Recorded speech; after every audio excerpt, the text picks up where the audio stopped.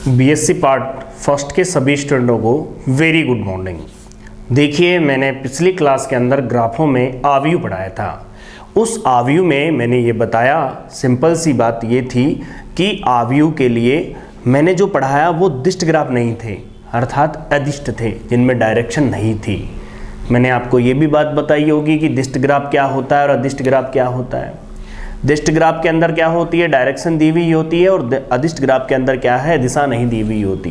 Clear सी बात है। आप लोग एक बात बताइए, आप लोगों से एक बात कहता हूँ मैं, दो तरह के ग्राफों का आव्यूह है, एक तो है आसन्न आव्यूह, एक है आपतन आव्यूह। आसन्न आव्यूह की बात करूँ मैं तो आसन्न आव्यूह क्या होता है और आपतन आव्यूह क्या होता है। आसन्न आव्यूह का मतलब तो ये होता है कि शीर्ष से शीर्ष पर जा रहा है, जबकि आपतन आव्यूह का मतलब होता है शीर्ष से कोर पर। मैंने आपको डेफिनेशन बताई, पिछले लेक्चर में आपने देखा होगा। आज हम बात कर रहे हैं दिष्ट ग्राफों के आव्यूह पर। दिष्ट ग्राफों के आव्यूह जो की बात करें अपन, तो सबसे पहले हम बात करते हैं आसन्नता दिष्ट, मतलब दिष्ट ग्राफों का आसन्नता आव्यूह। तो हेडिंग बना लीजिए, क्या बना लोगे, दिष्ट ग्राफ का आसन्नता आव्यूह बना लीजिए हेडिंग भाई। बिल्कुल लिखेंगे, फिर समझेंगे और फिर आपतन आव्यूह को पढ़ेंगे हम। तो देखिए, दिष्ट ग्राफ का आसन्नता आव्यूह। देखिए, क्वेश्चन काफ़ी इंपॉर्टेंट है, पूछा जाता है। आपको भी बताएंगे भी कि इस टॉपिक से रिलेटेड कौन कौन से क्वेश्चन आए, किस तरह से क्वेश्चन पूछे गए हैं। 5 ईयर में आए हुए क्वेश्चनों को भी मैं आपको बताऊंगा टॉपिक से रिलेटेड, बिल्कुल रिलैक्स से तरीके से। देखिए भाई, हमने बात की यहाँ पर कि माना, वो लिखिए सबसे पहले तो डेफिनेशन लिखिए। माना, लिखिए माना D, capital D, comma small N शीर्षों V1, स्मॉल एन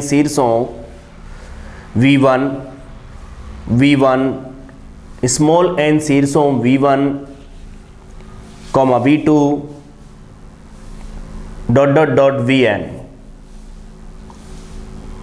का एक सरल दिष्ट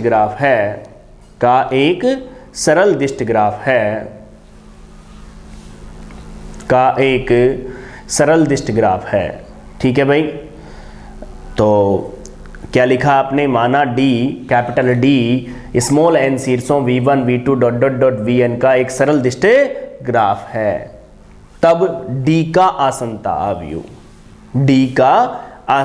आव्यूह क्या होता है, Aij n क्रॉस n। एक बात बिल्कुल सिंपल सी बात है आपके सामने कि n क्रॉस n, आसन्नता में क्या चल रहा है, n cross n। n cross n का मतलब क्या हुआ, शीर्ष से शीर्ष पर। ये बात कॉमन हो जानी चाहिए दिमाग में आपके। तो Aij का मान क्या होगा, 1 कब होगा और 0 कब होगा। देखिए, Aij मैट्रिक्स के जो अवयव है वो किसको बताते हैं, ये Aij क्या बताता है हमको, मैट्रिक्स के अवयवों को बताता है। तो बताइए 1 कब होगा, यदि शीर्ष Vi और Vj के मध्य कोर है तो 1 होगा, यदि कोर नहीं है तो 1 नहीं होगा। सिंपल सी बात है, दिमाग में बैठी कि नहीं बैठी बात। यदि कोर है, मैंने क्या बोला आपको, यदि कोर विद्यमान है तो 1 होगा, यदि कोर विद्यमान नहीं है तो 1 नहीं होगा। देखिए, नीचे एक लाइन और लिखी मैंने, जिसका आदि शीर्ष Vi और अंतः शीर्ष क्या है, Vj। मतलब इसका जो आदि शीर्ष है वो तो क्या है, Vi है, और अंतः शीर्ष क्या होगा, Vj होगा। क्लियर सी बात है, बताइए कोई दिक्कत हो तो आपको। तो आदि शीर्ष और अंतः शीर्ष की बात कर रहे हैं। तो देखिए, आप खुद देखिए, बोर्ड पर ध्यान दीजिए। आदि शीर्ष का मतलब होता है कि कोई कोर होती है ना, जैसे मैं आपको समझाऊं, थोड़ा सा समझिए। ये कोई कोर है, इसमें जैसे ये अपना Vi शीर्ष है, ठीक है, और ये कौन सा हो गया, Vj शीर्ष है। अब यदि इस शीर्ष से कोर दूर जा रही है, इसकी ओर जा रही है, तो ये वाला जो शीर्ष है वो तो होगा आदि शीर्ष, ठीक है, और जिसकी ओर आ रही है वो क्या है, अंतः शीर्ष। समझ में आ रही होगी बात कि मैंने क्या बोला, यदि कोर जिस शीर्ष से दूर जा रही है वह शीर्ष क्या है, आदि शीर्ष, और जिसकी ओर आ रही है वो क्या है, अंतः शीर्ष है। बिल्कुल समझ में आई बात आपको। तो सुनिए, यदि अब देखे जाए जनरली भाषा में अपन समझें तो क्या है, यदि जाने की परमिशन है तो 1 है, यदि परमिशन नहीं है तो 0 है, और तो कुछ है ही नहीं। अरे कोर तो विद्यमान होगी, लेकिन फिर भी ये कहता है कि इधर से आप इधर नहीं जा सकते। जैसे मैं पढ़ूं VI से BJ पर जाने के लिए, तो बताइए VI से BJ पर जा सकते हो ना, आप जा सकते हो, लेकिन VJ से VI पर नहीं आ सकते, उन्होंने मना कर दिया, कोर होने के बावजूद भी नहीं आ सकते। तो क्या हो जाएगा, 0 हो जाएगा। सिंपल सी परिभाषा हुई कि यदि जाने की परमिशन है तो 1, नहीं जाने की परमिशन है तो क्या हो गया, 0। क्लियर सी बात है। अब इसके लिए हम एग्जाम्पल लेते हैं और उस पर हम क्या करते हैं, एग्जाम्पल को सोल्व करते हैं। देखिए भाई, सबसे पहले इसको सोल्व करते हैं, सब बच्चे ध्यान देंगे। देखिए हम बनाते हैं, ये जो दे रखा है इसका A ऑफ D तिष्ठ ग्राफ का आसन्न अवयव। देखिए शीर्ष लिखता हूं मैं, V1, V2, V3, V4, V5, 5 शीर्ष है, देख सकते हो आप। अब इतने ही कहाँ आएंगे, स्तंभ में, तो V1, V2, V3, V4 और V5 देख सकते हो आप। इसमें कोई समस्या नहीं होनी चाहिए आपको, क्योंकि यदि आपको ये चीज़ क्लियर है तो आपको दिक्कत नहीं आएगी बिल्कुल भी। देखिए बताइए, V1 से V1 कभी भी कोर नहीं होगी, V1 से V1 कहाँ होगी, V1 से V2 कोर है क्या, देखो आप डायग्राम में, V1 से V2 कोर है क्या, कोर तो है, कोर तो है, लेकिन V1 से V2 पर नहीं आ सकते, V2 से V1 पर तो जा सकते हो आप। क्या बोला मैंने, समझ में आ रही बात आपको, कि V1 से V2 पर तो नहीं आ सकते, लेकिन V2 से V1 पर जा सकते हो। इसका मतलब V1 V2 कोर नहीं है। V1 से V3 कोर है क्या, V1 से V3 कोर है क्या, देखिए V1 से V3 कोर तो है, लेकिन ये बोल रहा है कि V3 से V1 पर तो जा सकते हो, लेकिन V1 से V3 पर नहीं आ सकते। बताइए V1 से V4 कोर है क्या, है, देखो खुद कह रहा है कि इधर परमिशन है जाने की आपको, तो 1, यदि जाने की परमिशन है तो 1, और यदि जाने की परमिशन नहीं है तो 0, बस, और कुछ भी नहीं है टॉपिक के अंदर।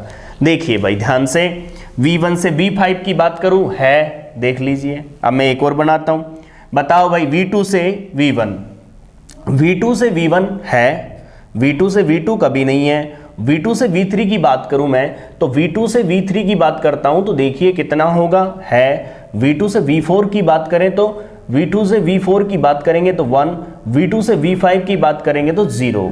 आगे चलिए, V3 से देखिए, V3 से V1, V3 से V1 बिल्कुल है, देख रहे हो डायग्राम में, V3 से V2, V3 से V2, V3 से V2 नहीं है, V3 से V3 कभी नहीं है, V3 से V4, V3 से V4 नहीं है, देखो ना उल्टा है ना ये तो डायरेक्शन।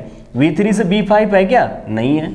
बताओ V4 पर आ जाओ, V4 से V1, V4 से V1 नहीं है, देखो V4 से V2, V4 से V2, V4 से V2, V4 से V2 भी नहीं है, कोर तो है, लेकिन क्या कह रहा है, इधर से इधर आ सकते हो, इधर से इधर नहीं जा सकते।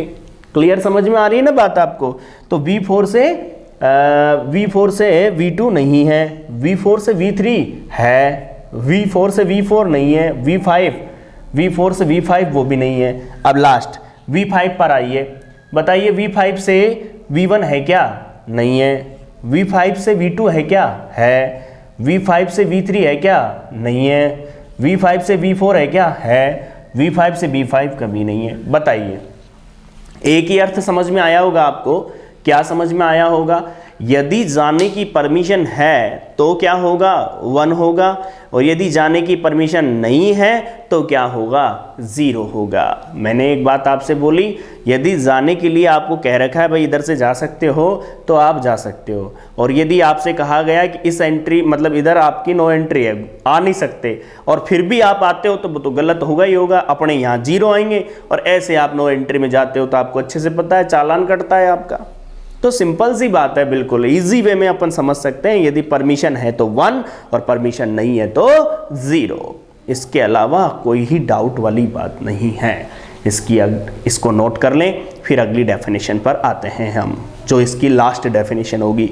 फिर इसके बाद हम इसके क्वेश्चंस करेंगे, एग्जाम में किस तरह से क्वेश्चन पूछे गए हैं, जो भी है आए हुए 5-7 क्वेश्चन अपन प्रैक्टिस के रूप में करेंगे, फिर उसके बाद अगला टॉपिक स्टार्ट करेंगे। ठीक है, ये ध्यान रखना, जितने भी टॉपिक इस चैनल पर हो रहे हैं बड़े इंपॉर्टेंट टॉपिक है, एग्जाम में आने लायक है, इसलिए आपको तैयार करने हैं।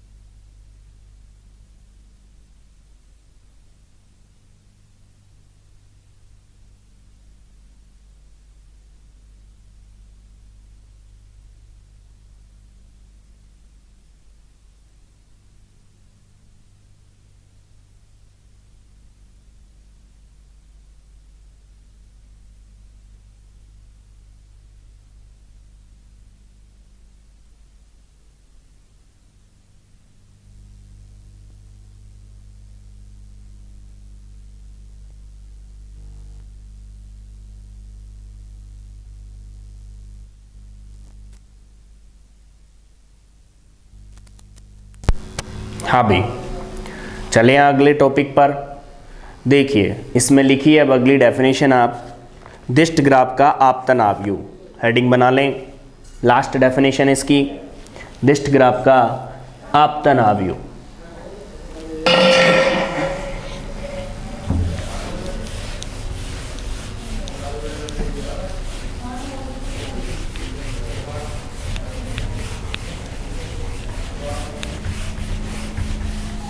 दिष्ट ग्राफ का आपतन आव्यूह की बात कर रहे हैं हम, वो कैसा होता है सुनिए ध्यान से। उसमें बस एक ही चीज़ है, शीर्षक और की बात की जाती है।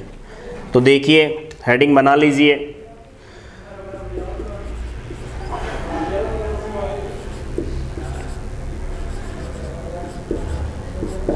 Matrix of A directed graph.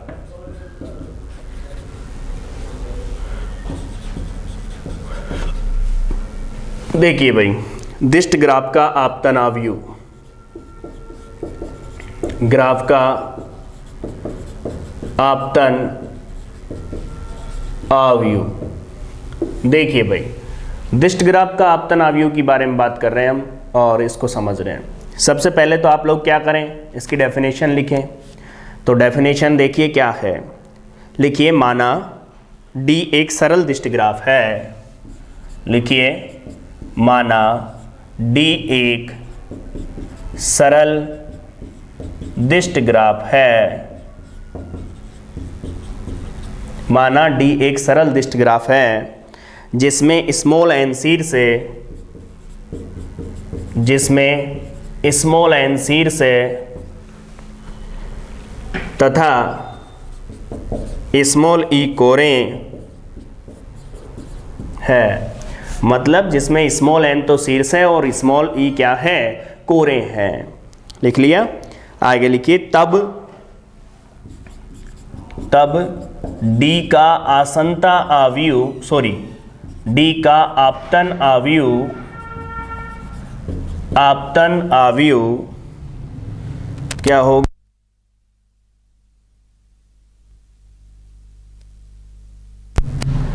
आपतन आव्यूह किससे दिखाएंगे, I से।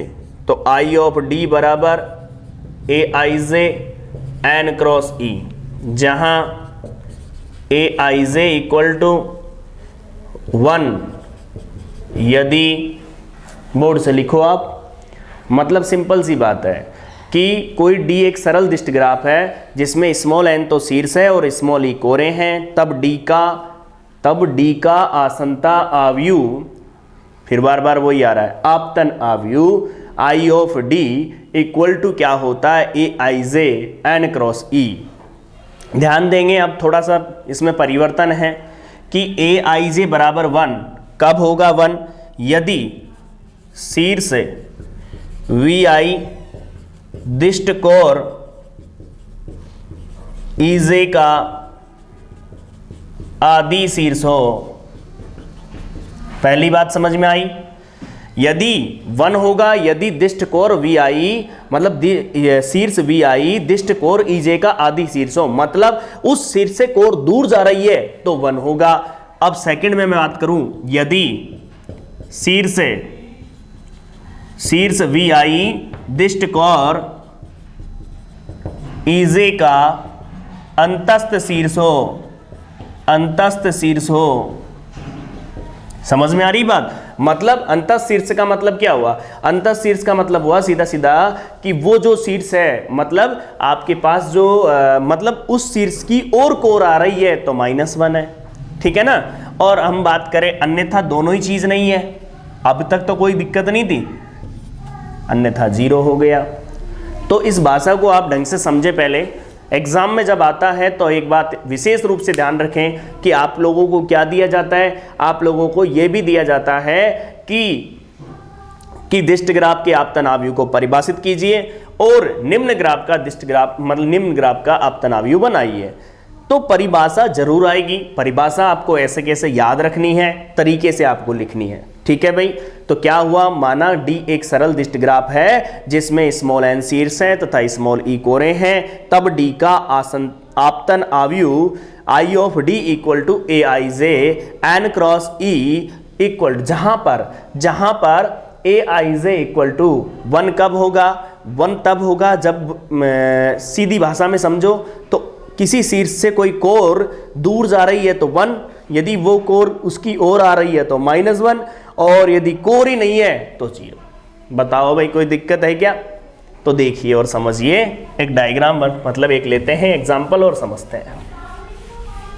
बड़ा अच्छा एग्जाम्पल है और समझने लायक एग्जाम्पल है, समझ लीजिए आप। फिर आपको मैं होमवर्क दूंगा, उसमें एक्सरसाइज है 5.5, मतलब होमवर्क में क्या है आपके एक्सरसाइज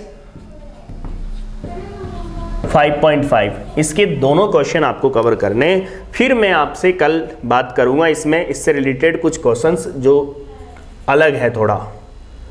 देखिए ये कोई ग्राफ है अपना, ध्यान देंगे आप सभी। E1 है, V2 है, ये V1 है, ये E5 है। अब आपको कोर पर भी ध्यान देना पड़ेगा, चक्कर ये है। अब तो देखिए ये अपने पास E4 है, ये V3 है, ये वाला E8 है, और ये वाली जो लाइन है वो E6 है, और ये इधर गया E2 हो गया, V5 हो गया, ये क्या हो गया E9 हो गया। और ध्यान देंगे आप लोग, यहाँ से एक कोर गई तो कहाँ गई,